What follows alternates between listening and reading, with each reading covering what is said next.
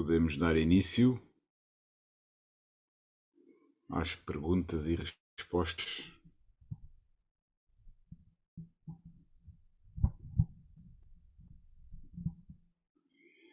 Como querem fazer? Escrevem também no bate-papo ou é melhor escreverem para todos? Tenho dúvidas no verso 158 de Dhammapada. Poderia esclarecer?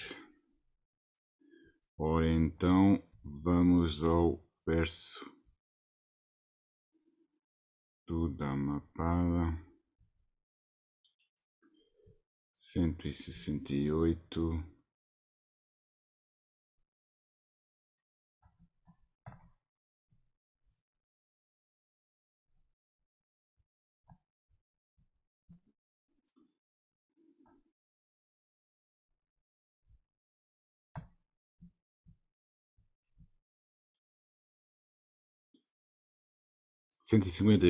Ok. 158.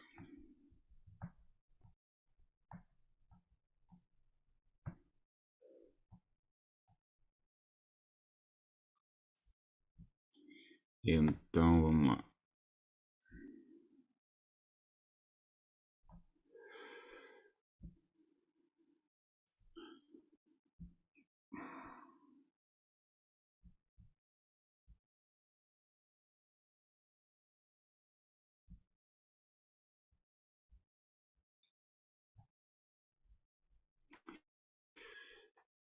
Primeiro, uma pessoa deve estabelecer-se no que é próprio. Só então deve instruir os outros. Assim, o homem sábio não será repreendido. Ora, isso também é um verso muito importante porque isto é para evitar, precaver, e se alguns de vocês conhecem o corpo das regras monásticas, são 227 regras. E, portanto, eu vou repetir. Primeiro, uma pessoa deve estabelecer-se no que é próprio, só então deve instruir os outros. Ou seja, se nós estivermos a falar só por teoria, sem ter a experiência do que estamos a falar, o que é que isso adianta? Ou seja, o homem deve tentar ser primeiro o exemplo da prédica, ou não é propriamente prédica, mas daquilo que está a alertar ou a ensinar, se no caso de chamar a atenção a algo, ou repreender, ou mesmo, neste caso, instruir. Porque, de outra forma, podemos estar a falar de coisas que nós não, na realidade, não sabemos. Era aquilo que estávamos falando de manhã. Ou seja, há muita ambição e cobiça de querer saber só para nos sentirmos importantes e de que sabemos, e para mostrar aos outros como uma forma de atrair a atenção, instruir os outros. Somos professores, somos importantes, somos alguém. E acabamos por nos pseudo importar, ou digamos, acaba por ser uma falsidade. É quando se fala em banha da cobra, ou o conto do vigário, andarmos a enganar uns aos outros. Portanto, é isso, nós estamos, é mentira, acabamos por falar coisas que não conhecemos ou que não temos a experiência. Por isso, é importante isso. Primeiro, assim, eu valorizo isso porque não é, eu não estou a dizer eu não sou sábio, não sou nada, sou o que sou, mas quando eu falo, ou aquilo que falo, é tentar falar diretamente da experiência. Ou seja, não é propriamente inventar ou falar demasiado em coisas que eu li em livros. Nós temos o conhecimento, mas depois é pôr o conhecimento em prática e experimentar e vivenciar o conhecimento e no fundo, conhecer, realizar esse conhecimento que se adquiriu. É um pouco dizer, ok, o Buda dá-nos o mapa, eu vou ao livro, eu tenho interesse no caminho. Então eu vou ao livro, eu leio, e então vejo, aqui está o mapa, ok? Mas depois eu caminho, eu vou daqui até ao Porto, ou daqui até Castelo Branco. Mas faço esse caminho. E ao fazer o caminho, eu não tenho só o mapa, mas eu conheço o caminho de facto. Portanto, eu estabeleci-me naquilo que é próprio, aqui neste caso significa dizer, nós temos conhecimento de facto, via de facto, por experiência, daquilo que estamos a instruir ou que estamos a falar. E não só a falar da boca para fora, ou a fazer de conta que sabemos, ou com mania de que sabemos.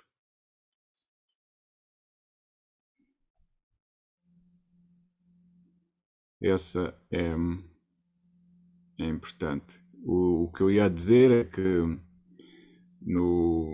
estava-me a referir às regras, há 227 regras e, e há 4 delas que dão direito à excomunhão, ou seja, a pessoa ser, ou o monge ser imediatamente, se ele fizer isso, deixa imediatamente de ser monge. E a quarta é o monge vangloriar-se ou mencionar que já tem estados superiores ou falar como se já tivesse tido determinada experiência e estar a fazer-se nesse nível já superior quando ainda não realizou. Por exemplo, uma das coisas que se fala mais no campo, digamos, monástico é em relação aos jhanas, por exemplo, e por isso é que há um certo, não é preconceito, mas há uma coibição. Os monges coibem-se de falar tanto em público como por vezes entre eles em relação à realização dos jhanas. Porquê? Porque os jhanas são considerados estados muito elevados de realização e de absorção. E então há sempre esse cuidado de não estarmos a fazer bandeira de que já somos arahants ou qualquer coisa nesse nível. É um pouco, tem a ver um pouco com isso, ou seja, nós devemos nos estabelecer, nós devemos ter primeiro conhecimento de facto do que estamos a falar e não falar só por falar da boca para fora.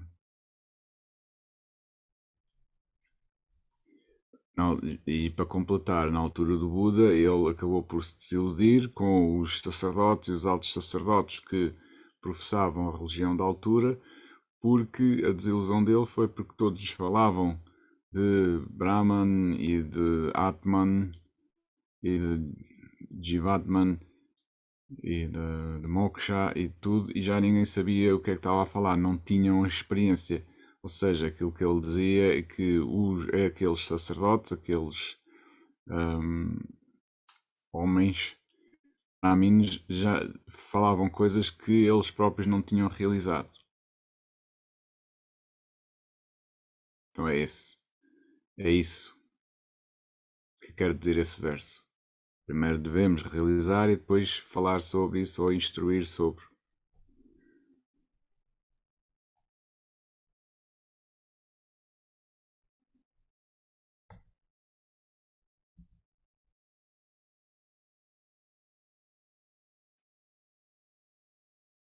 Boa tarde, Adjana. O que é exatamente o Kali Yuga?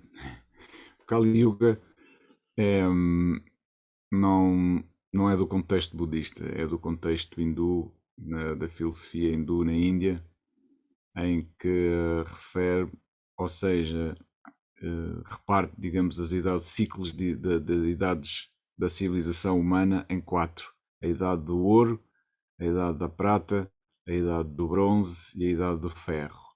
E a Kali Yuga é o fim da idade do ferro, ou seja, é a última instância mais densa, mais material de um ciclo de evolução, digamos, civilizacional. E então, neste momento, estamos no Kali Yuga, que é aquilo que se diz, que eles dizem que precede a próxima época do ouro. Vamos ver se é a época do ouro, o que é que vai ser. Neste momento temos guerra.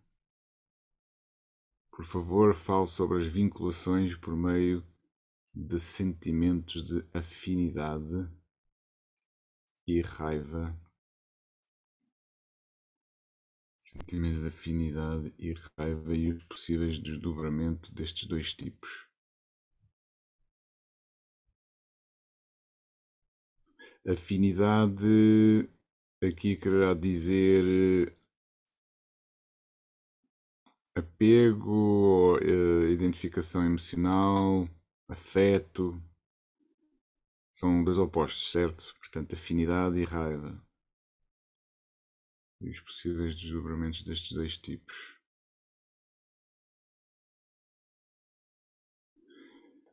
São sentimentos, e que podem envolver e que envolvem emoções.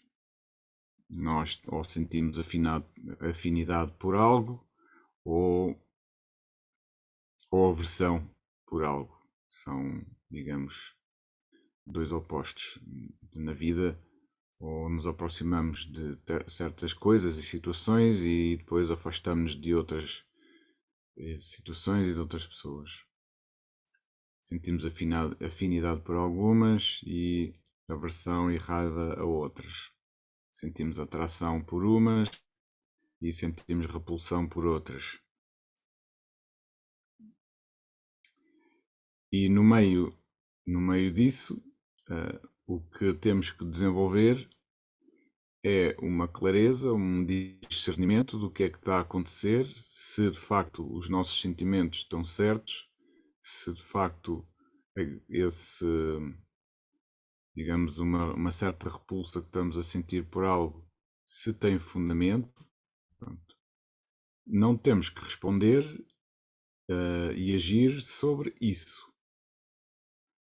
Simplesmente vemos, compreender porque é que isso está a acontecer. Pode ser uma pessoa muito negativa, ou uma situação negativa, ou com algo com uma frequência muito baixa e que nós sentimos um certo. Ou pode ser nós próprios a ter um sentimento negativo. Pode ser uma negatividade nossa. Pode ser também uma reação, uma indignação ou um sentimento negativo nosso. Uma falta de compaixão, uma falta de amor incondicional. Daí, lá está, o Buda está sempre indicando para desenvolvermos, porque mesmo quando nós desenvolvemos as boas qualidades, os 4 Brahma Viharas, mesmo perante a negatividade e frequências baixas, nós não sentimos, não nos deixamos afetar por sentimentos ou emoções negativas. Portanto, é esse. Agora, o corpo dá e nós sentimos coisas. Diferentes emoções, diferentes sentimentos. E há muita coisa que não. Muita coisa que não é positiva, mesmo no nosso sentir. O corpo tem coisas negativas, tem emoções negativas. Todos nós temos mais ou menos raiva. E a raiva não é propriamente uma coisa positiva. Uma coisa que normalmente leva ao ruído, à violência, à destruição.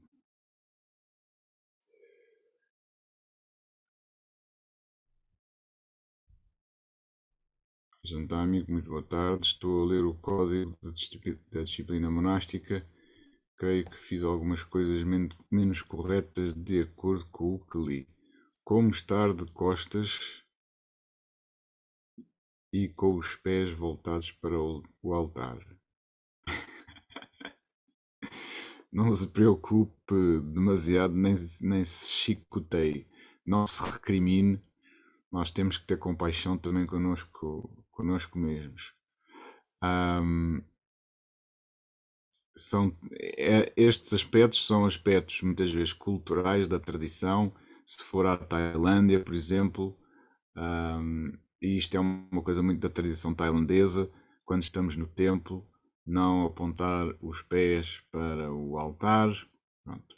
Mas temos que nos lembrar que aquilo que está na origem ou no cerne do karma, né, é a intenção. E a intenção da Sofia não foi desrespeitar, certo? Pronto. Por isso, o karma tem muitos níveis e não nos podemos logo de imediato nos recriminar ou nos julgar, porque é fácil julgar.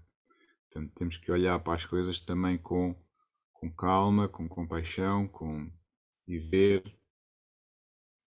E é uma questão de conhecer as diferentes culturas, os diferentes protocolos, os princípios.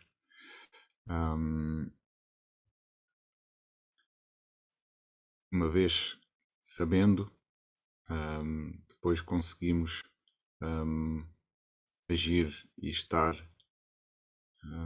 mais de acordo com o local, com o lugar.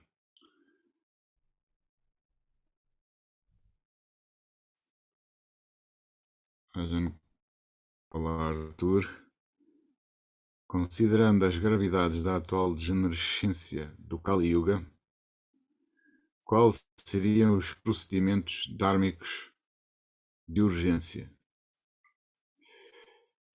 Eu acho que nós tentamos fazer o nosso melhor.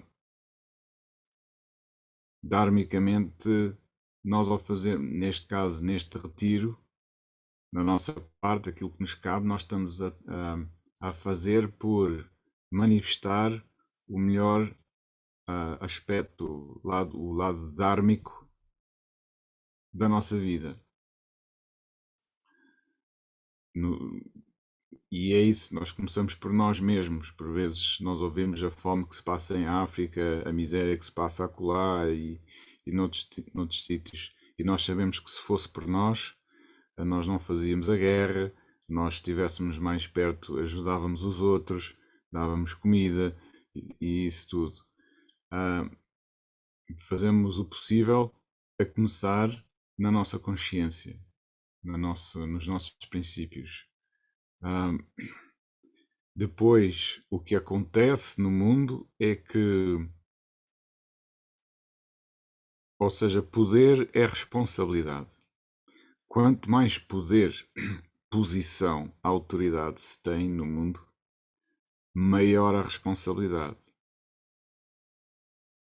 E é óbvio que karmicamente as pessoas acabam também por reencarnar, não por acaso, mas o que se passa no nosso mundo é que está tão cheio é tão corruptível, é tão fácil corromper e tem que ser muito forte, quer se vá para o governo, quer se esteja em qualquer situação, pode ser governo, polícia, guarda, departamentos, sei lá, empresas.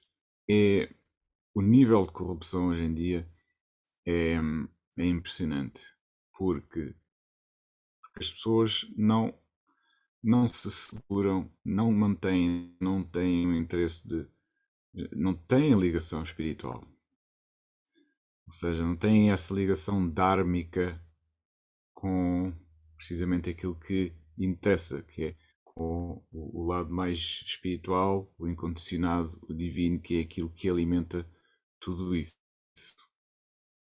tudo isto aqui. Os procedimentos, eu acho que já os estamos a fazer e fazemos aquilo que é possível entre nós. E à medida que as situações vão aparecendo, quem pode fazer uma revolução benéfica ou uma manifestação benéfica faz, mas sempre o meio termo a tentar trazer e promover mais consciência. No Satipatthana, nós na meditação tentamos promover a nossa consciência para melhor, mais benéfico. Ao fazer isso na sociedade, isso depois também podemos irradiar algo e também ocorre. Fazemos os possíveis e assim anda o mundo. Aos poucos vamos tentando ajudar e participar nesta evolução que acaba por ser extremamente lenta. Mas também está nas mãos de cada pessoa, no livre-arbítrio de cada um, o karma, o mérito também de fazer rodar a roda, não é? Essa roda do Dharma dentro de si. Nós fazemos os possíveis, cada um, nós, e depois o resto é com o outro, com os outros. Boa tarde, Adriana. Alguma dica de como lidar com a compulsão alimentar? E no Theravada existe alguma explicação para não consumir alimentos sólidos após as 12 horas? A explicação principal é que na altura do Buda houve alguns discípulos que a determinada altura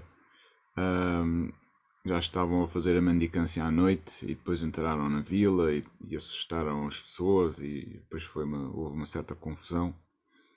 E o Buda disse que a partir do meio-dia acabou-se, não se come mais.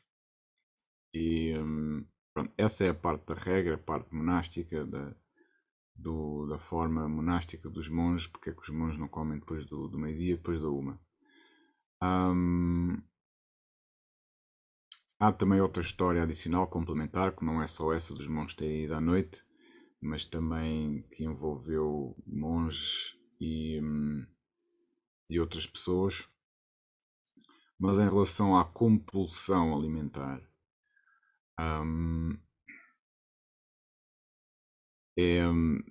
é uma das áreas que também a cultivar domínio. E não é fácil. Nós já sabemos que tanto a comida como a parte sexual são os dois níveis difíceis de superar, de levantar. E temos que pensar que tudo, por trás disso tudo, por trás do sexo, por trás da comida, por trás da raiva, por trás de tudo isso está energia. É a mesma energia que se manifesta aqui e acolá. Só que há níveis que manifestam mais. E os dois níveis que manifestam mais, onde está a maior porta, é a sobrevivência, o instinto de sobrevivência, o comer, e a reprodução. A parte sexual, o relacionamento. E a determinada altura nós temos que gerar, promover domínio, um mínimo domínio, porque é o mesmo domínio que nós estávamos a falar há bocado. Se nós não temos esse mínimo domínio, E se a determinada altura nós estamos carentes, sentimos uma falta e queremos compensar essa falta com alguma gratificação ou com algum prazer físico através dos sentidos, nós vamos nos perder nas sensações e vamos tentar compensar aquilo que é a nossa luz, a nossa doçura interior, porque de certa forma nos dispersamos e nos perdemos. Vamos tentar compensar isso com sensações, com gratificações. E a comida é uma delas, é um dos campos em que ou nós a cultivamos domínio e nós comemos para viver, ou então acabamos por viver para comer. E se nós vivemos para comer, então aí o caso muda de tónica, a coisa muda. Então, mas tudo isso faz parte da alquimia. Isso também, o ligeiro desapego e comer aquilo que é só necessário e saudável para o corpo, mesmo por vezes coisas subtis, como selecionar coisas mais saudáveis, é ter, lá está, a ter essa diretriz, essa disciplina. Porque se nós não temos isso, e é mais do que disciplina, tem que haver um propósito. Isto toca um ponto muito importante em tudo o que nós estamos a trabalhar e o que tivemos a falar, o que eu estive a falar nesse retiro, que é o cerne do trabalhar interior, o cerne do Satipatthana, o cerne de promover mais consciência, que é nós temos a ferramenta, entramos no nosso laboratório interior, na nossa meditação, e quando quisermos mudar um aspecto, quando nós já identificamos, ok, isto não é positivo, eu tenho que mudar isso, nós temos que ter força. Tem que haver um propósito, uma diretriz. Porque se não há esse propósito, essa diretriz, é o propósito e a vontade. E são estas duas coisas que fazem a intenção que está no karma. E o karma pode ligar ao dharma. Se for bom karma, liberta e conduz à felicidade. Ok? E um exemplo, às vezes é difícil perceber, seja em relação à comida, seja em relação ao sexo, seja, por exemplo, os monges vivem a castidade, têm a regra da castidade e não podem ter relações, nem podem tocar. É extremamente difícil. Normalmente nós não falamos nisso, os monges na maior parte das vezes não falam nisso, mas eu pessoalmente também não tenho grande problema em falar nisso, mas nós como monges, ou eu pessoalmente, nós temos que exercitar, temos que encarar isso. Temos que fazer alguma coisa com isso, senão estamos a reprimir. E a energia não se perde. Ou seja, a energia continua cá. Se eu não quero saber e se eu reprimo a energia, ela continua. Ela vai se manifestar de outra forma. E nós, quando temos a energia, ela vai se manifestar de outra forma. E manifesta-se mais rapidamente por raivas ou pequenas coisitas que hajam. E isto depois é uma panela de pressão, não é? Não sei como vocês dizem em brasileiro, panela de pressão quando estou a fazer o arroz, ou sei lá, panela de pressão. Mas basicamente isso também dá ao mesmo tempo a possibilidade de nós termos ainda mais fulgor e energia para podermos ver tudo o que há para trabalhar. E é isso é que significa o queimar, não é? O fogo, queimar tudo o que aparece visível que haja para queimar das impurezas. Agora, se há um apego, agora o que eu ia apontar, o que eu ia dizer é que é muito importante isto, seja em relação a qualquer aspecto de comida ou sexo ou qualquer apego muito forte. Quando nós quisermos vencer um aspecto interior, quando nós quisermos vencer, por exemplo, a raiva, nós tivemos um embate qualquer com alguém, aconteceu qualquer coisa, nós estamos furibundos, cheios, indignadíssimos, apoquentados, e estamos completamente inundados e presos por aquela emoção e não conseguimos libertar. E há aqui um ponto muito importante, que é, muitas das vezes as pessoas gostam, as pessoas nem questionam. A pessoa sente raiva e muitas das vezes mantém a raiva, nem questiona e continua assim, não é? Nem faz a apreciação de que é negativo, que é bom, que é mau. É raiva. E se calhar até tenta-se vingar. Isso normalmente o mundo trabalha um pouco dessa forma. E vinga-se e mata, esfola. Pronto.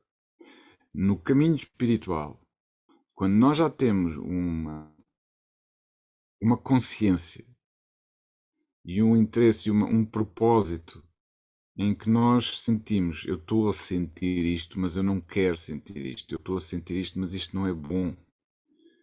Se eu reagir a isto, eu só me vai levar a sofrimento e a destruição. E só o facto de eu estar a sentir isto está-me a fazer sofrer. É uma dor. E eu não quero isto. Pronto, já chegamos a esse ponto. Certo? Quando nós já temos esta certeza que nós não queremos sentir, que nós não queremos agir sobre a emoção, que nós não queremos ser a emoção, então nós temos que fazer algo. E é aí que dentro da meditação nós temos que nos confrontarmos, nós temos que nos testar. Nós vamos encarar a situação. Isto é o que a meditação oferece. A meditação oferece, antes de nós nos encontrarmos novamente com a situação cá fora, com a mesma pessoa, com as mesmas situações, dá-nos a hipótese de trabalharmos de antemão esse problema. Mas para trabalhar esse problema, nós precisamos de vontade e propósito firme, e segundo, encarar o aspecto na nossa meditação. O aspecto que provocou a raiva. Isso acontece também se houver, por exemplo, um desejo sexual muito forte, que muitos monges também acabam por passar, e que eu já passei. Nós temos que encarar. E nós não temos outra hipótese, temos que vencer. Porque ou nos desordenamos, ou continuamos. E para ser honestos, temos que encarar. E não pode ser virar a cara, não pode ser virar as costas. Nós temos que fazer algo e vencer, superar. E há níveis, seja de raiva, seja de luxúria, muito fortes. Portanto, dentro da meditação, nós olhamos para o objeto, para as coisas, e ativamos aquilo, ativa-se o sentimento. E é quando esse sentimento ativa, de novo, que nós temos o poder de mudar e de não reagir. E é aí que nós temos que desenvolver domínio. Porque os sentidos estão-nos a puxar completamente, seja para a luxúria, seja para a raiva, seja para o desejo sexual, seja para comer, mas porque nós estamos dentro da meditação com aquela vontade, não, eu quero, é isso que eu quero? É? De certeza? Mas tem que ser de certeza. Não pode ser, eu estou a sofrer, vou meditar para ver se isto passa. Não. A pessoa tem que agarrar primeiro o propósito, tem que ter essa firmeza de, não, eu estou a sofrer, isto não é correto, eu quero libertar-me disto. Eu quero superar isso e é para aí que eu vou e eu vou fazer isso. E quando vai para a meditação, A pessoa faz isso e encara-se com isso. E isso é o que acontece no elevado Vipassana. Ou pelo menos naquilo que é o encarar esses aspectos todos, seja dos níveis mais baixos físicos até os níveis mais elevados. Nós encaramos esse aspecto dá-nos o impacto, provoca-nos a emoção toda novamente, mas nesse momento nós temos, quando vamos de antemão com vontade e com força, de dizer: eu vou olhar para isto, mas eu não me vou deixar afetar e vou dominar, vou subjugar a besta. Eu vou dominar o dragão interior, o fogo interior. Mas tem que ser consciente e tem que ser com a nossa vontade consciente é que domina aquele fogo todo que está a surgir. Seja de raiva, seja de gula em relação a uma comida ou ao álcool, por exemplo. Quando nós não pensamos, estamos na vida, passamos ao lado de uma situação qualquer e acontecem essas coisas. Pum, é imediato. Somos comidos. E deixamos-nos levar na enxurrada. Porque não refletimos. E uma outra vez não refletimos. E o meditar é isso também, é refletir. E é pensar nessas situações. E voltar. Portanto, nós temos que ser corajosos, ganhar força primeiro, ser honestos e dizer: ok, eu vou mudar isto, eu vou-me transferir, eu vou-me deslocar desta realidade, entramos dentro de nós e nós mudamos a perspectiva e dominamos a emoção, o fogo. É tão parecido e idêntico como nós meditamos num objeto de desejo sexual, por exemplo, e nós queremos ter domínio. Ao fogo, não é, que dispara, mesmo ao nível sexual, mas nós podemos dominar.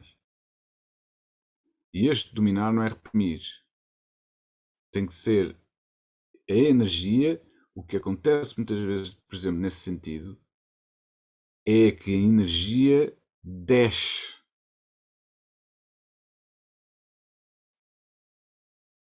E aquilo que nós fazemos, por exemplo, nesse aspecto, é energia. Nós, quando olhamos para o objeto do desejo, a energia desce, mas nós conscientemente já sabemos porque é que estamos a fazer aquilo, porque é que estamos a fazer essa meditação, é no sentido de gerar domínio e não nos deixarmos afetar e de dominarmos nós a energia.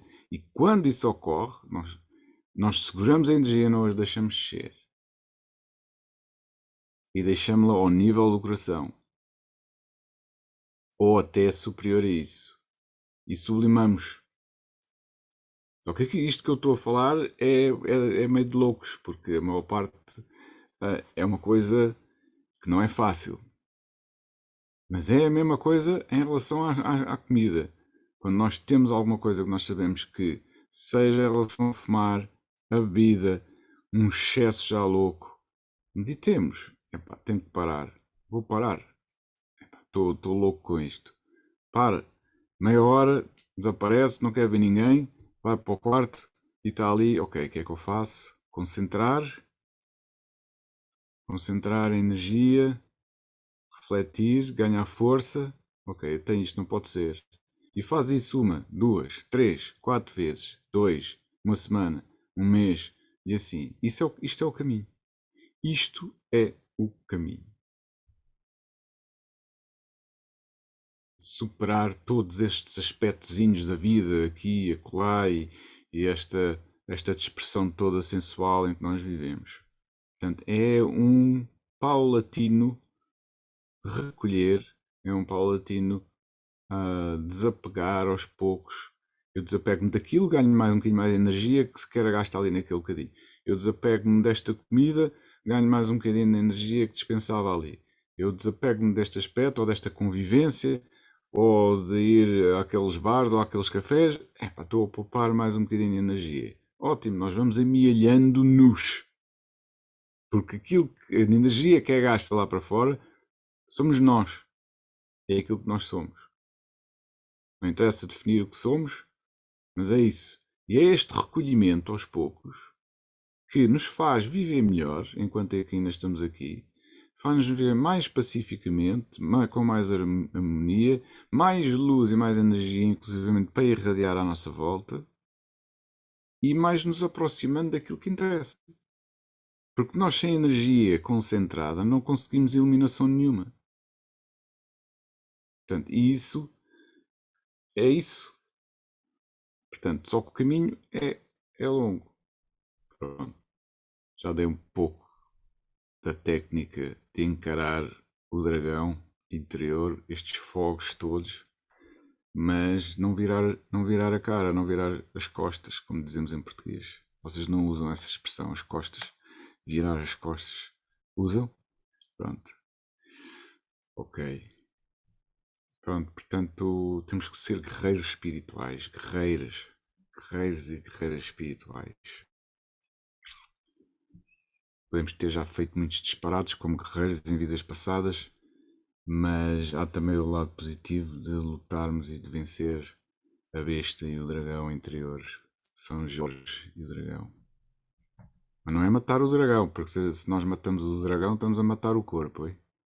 O dragão, o corpo é o dragão, é a besta. Portanto, temos que nos dominar.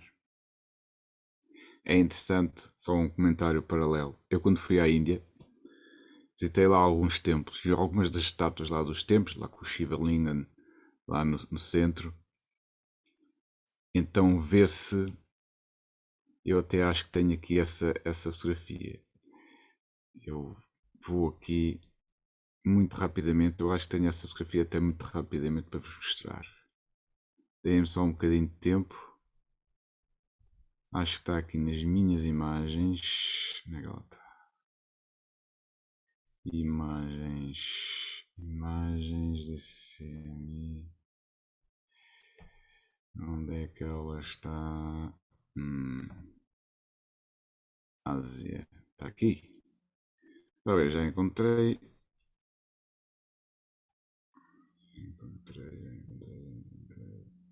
E então o que é? Está aqui, espetáculo. Isto é no templo de Tiruvannamalai, perto do ashram da Ramana Maharshi. E então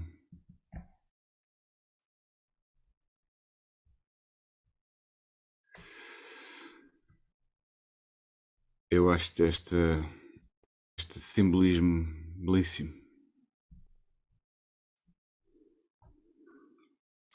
Porque, estão vendo? É espetacular. Isto é um templo com milhares de anos, ok? E vocês vejam aqui as patas do bicho. Aqui as patas dele. Vejam aqui. E vejam aqui quem está. Somos nós. Nós estamos aqui. Esta é a nossa pequenina consciência a cavalgar a besta. O bicho. São Jorge e o dragão. Isto é um tema recorrente. Mas que para mim é extremamente importante. Nós conseguimos dominar. Mas este bicho, como é que este bicho está no corpo? Pois. Desculpem lá que o microfone agora caiu um bocadinho. Como é que este bicho, como é que nós podemos pensar numa coisa destas? E quanto mais nós nos apercebermos disso, de que facto nós temos que encarar esta realidade, é um dos nossos deveres, é descobrir e dominar aquilo que está no nosso corpo. Se queremos passar mais para uma vida superior espiritual, é isso. Bem, vamos continuar.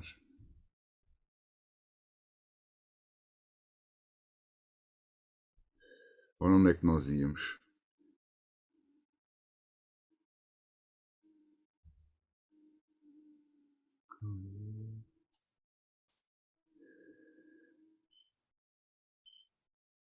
Boa tarde, Adjan. Primeiro, obrigado pelos ensinamentos. Alguns mãos orientam que depois de se estabelecer a concentração na respiração nas narinas, concentrar-se na testa e topo na cabeça e cérebro. Ajahn Lee. Ajahn Lee. Quando devemos usar esse método? Bom, isso recai já na fase em que eu digo que já faz parte da nossa do caminho, digamos, da prática de cada um e de cada um encontrar a sua linha. Ou seja, aqui não há propriamente uma sequência rígida ou uma fórmula rígida em relação a isso. Nós podemos, tal como concentrar na respiração, nas narinas é o mais conhecido, mas podemos nos concentrar nos pulmões. Há certas pessoas que têm alguma dificuldade por causa do nariz ou das narinas, então podem adotar outra, outro objeto ou outro sítio aqui na respiração, outro local na respiração. Mas depois podemos sim, a determinada altura, eu também já fiz isso e faço de vez em quando. Meditamos, estamos concentrados com o ar que entra, não é? No topo nas fossas nasais, e eu por vezes até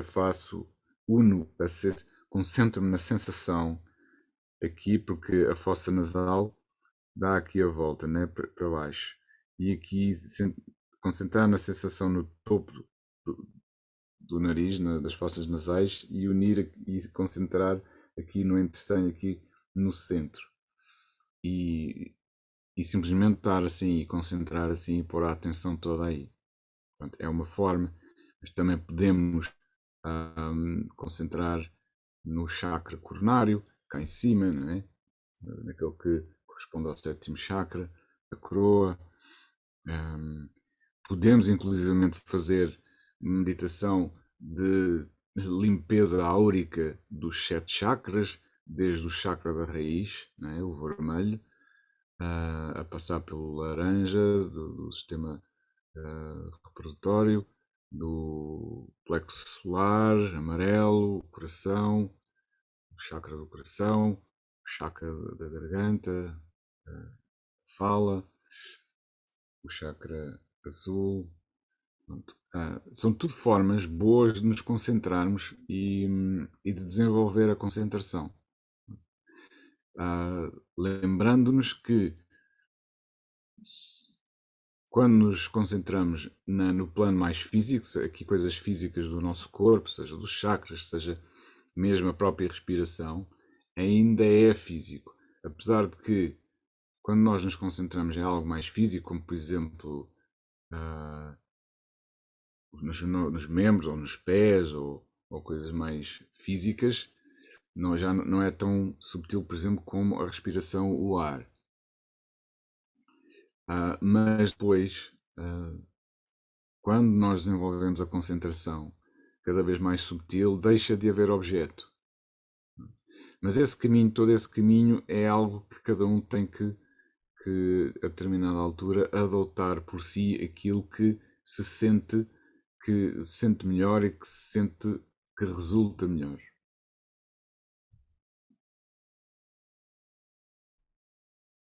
Como lidar com a respiração quando ela fica sutil e difícil de perceber? Não há problema. Se ela fica sutil e difícil de perceber, ótimo, porque isso é um dos objetivos. É chegar a esse ponto em que deixamos de começar a não perceber a respiração. Isso quer dizer que a concentração já está a avançar e a evoluir para um novo estágio. apesar de me sentir relaxado e com a mente mais silenciosa, sinto como se tivesse perdido o foco e a base da meditação. Quando tento me esforçar para focar mais na respiração, sinto desconforto.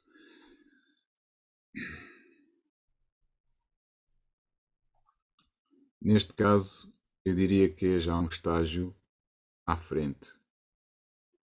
Portanto, se nós. Porque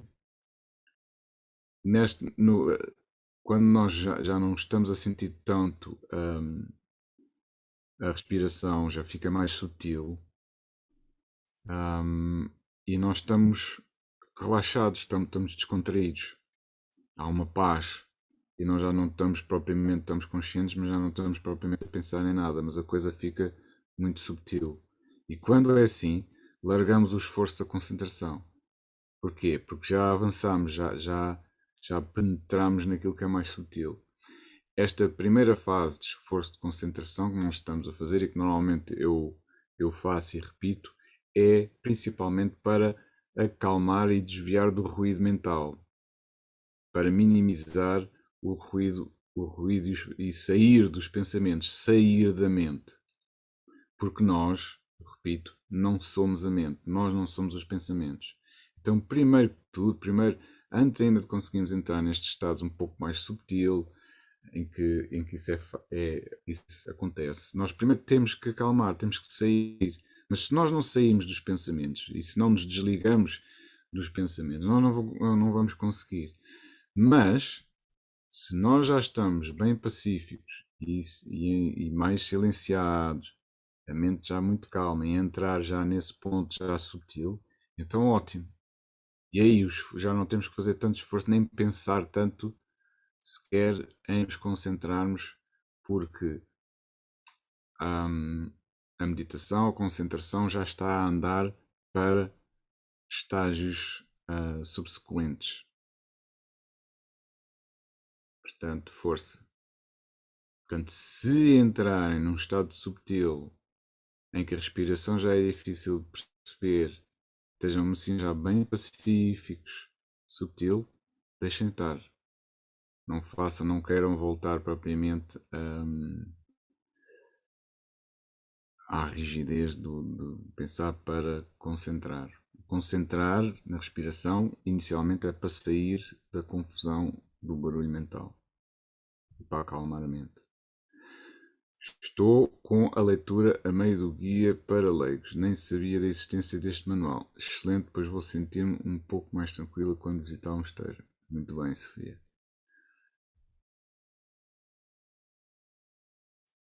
Beatriz Silva.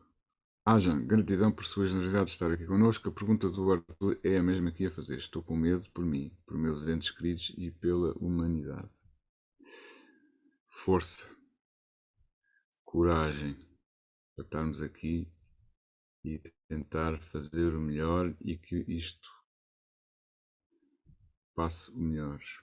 E não adianta estarmos com criar demasiado medo. Estamos vivendo aquilo que é possível, fazendo o melhor com fé no infinito e no incondicionado.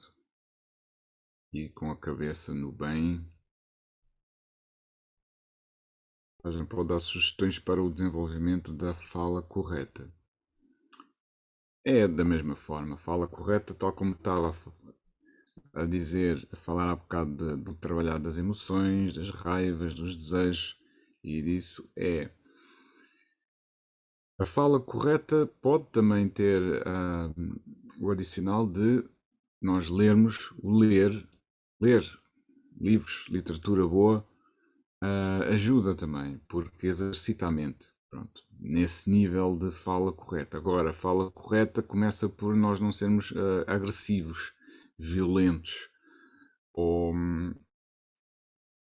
temos uma fala, um discurso amigável, um discurso impecável, um discurso honesto, sincero, amigável, que venha de um ponto de boa intenção.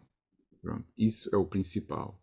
E também que tenhamos a verdade também como um trave mestra, mas natural, com franqueza e sinceridade e boa disposição.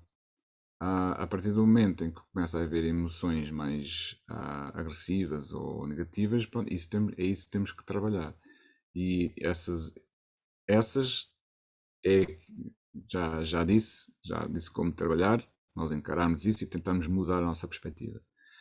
Em relação a desenvolver uma fala mais fluida, mais rica, o ler ajuda. E o meditar. Porque a clareza mental, o discernimento mental, a argúcia mental também dá mais clareza, mais visão, mais energia. E com isso nós também conseguimos trabalhar a língua, a linguagem e a fala de uma forma mais eficiente.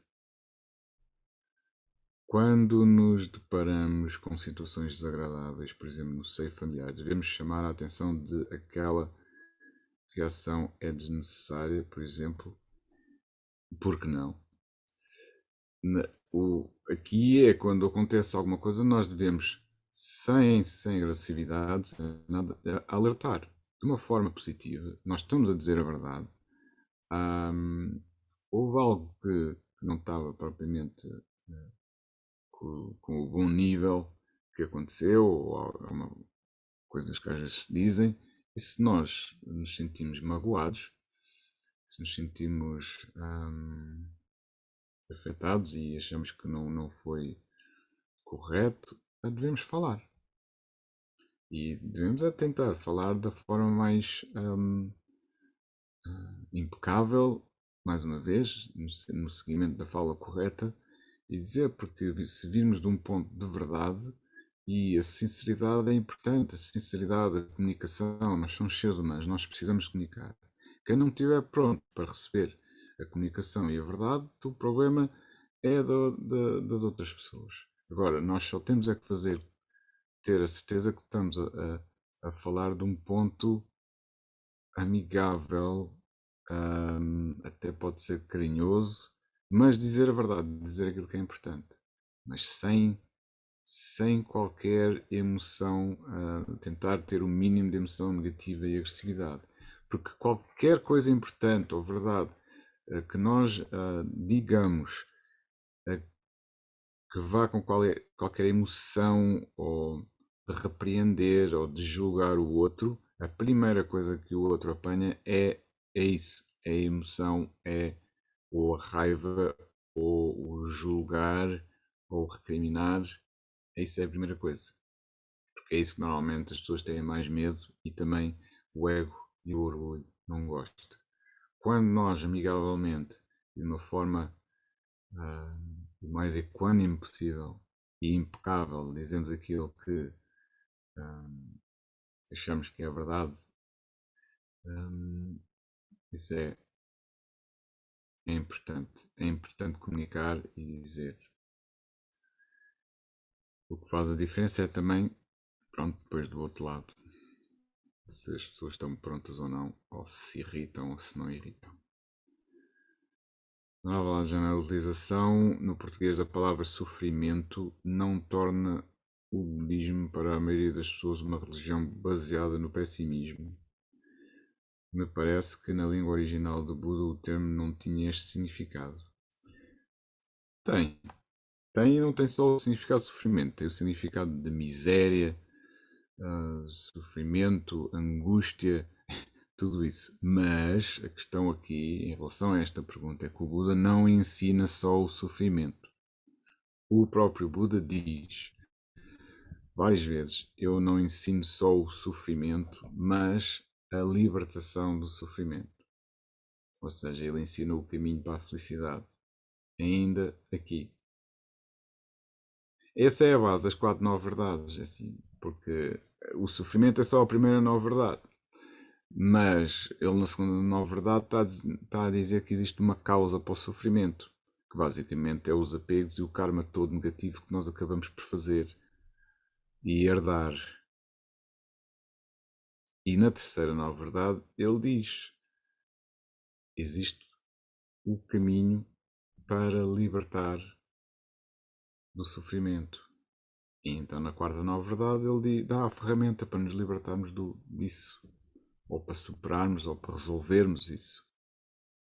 Portanto, ele não só ensina a característica, uma das características principais deste mundo, desta vivência, que é dukkha, que há miséria, há sofrimento, é difícil viver aqui, há angústia, mas ele diz que é possível libertarmos disto e dá o caminho para a libertação e o caminho para a felicidade máxima, que é dirigirmos para nos iluminarmos e para o nirvana. Portanto, ele ensina isso. Não é, o que nós podemos dizer é,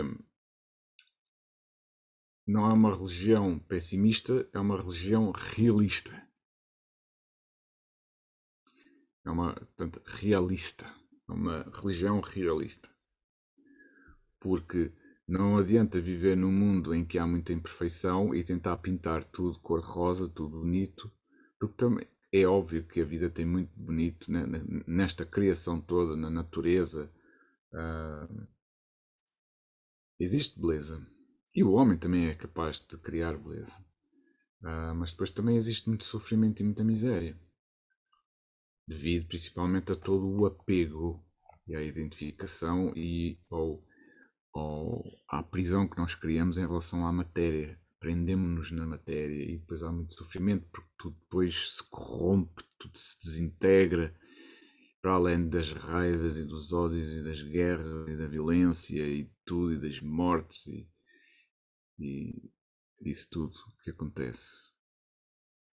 Mas existe uma saída e ele fala nessa saída. Portanto, ele é realista e pragmático e diz: existe esta condição, que é dukkha, mas é possível parar essa condição dentro de nós. Portanto, nós fazemos a nossa parte. A pergunta do Arthur, há bocado também, em relação ao que podemos fazer dharmicamente, é isso. Nós fazemos isso dentro de nós. E ao fazer dentro de nós, já estamos a fazer muito. E acabamos por partilhar e irradiar. Olá, John Damick, é isso mesmo. A resposta à minha questão número 2 de ontem, gratidão.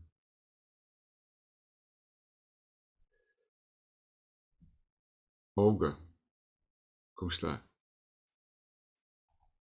Tudo bem? Boa tarde. Sobre a compulsão alimentar, tem-me ajudado muito a recitar antes de comer um verso do Majjhima Nikaya 39.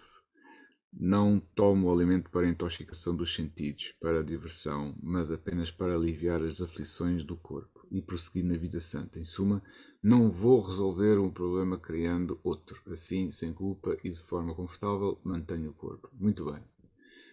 É isso mesmo. Faz parte também do yoga e deste caminho para a nossa libertação.